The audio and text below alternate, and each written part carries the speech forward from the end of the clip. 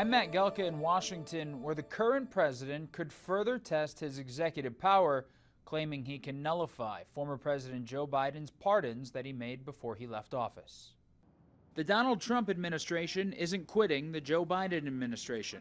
The current president claimed this week preemptive pardons for members of the January 6th Select Committee Biden issued before leaving office were void, vacant, and of no further force or effect because of the fact that they were done by autopen. He also claimed Biden didn't know about them. It's not just that the pardons were signed with an autopen.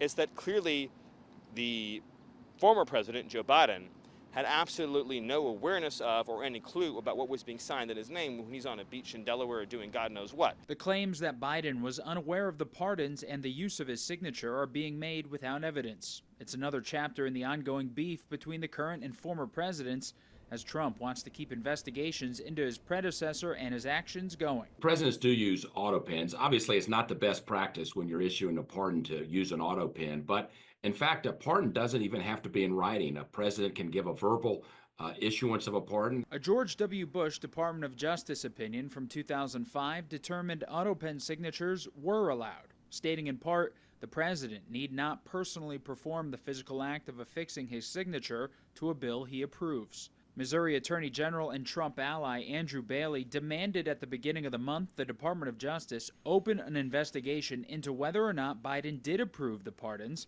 citing Biden's mental decline. The question spread through Trump-friendly media and eventually came from the president himself.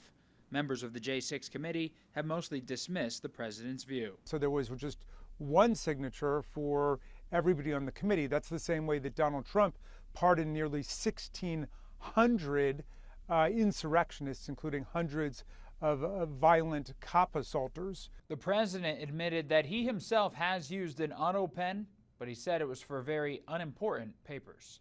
Reporting in Washington, I'm Matt Gelka.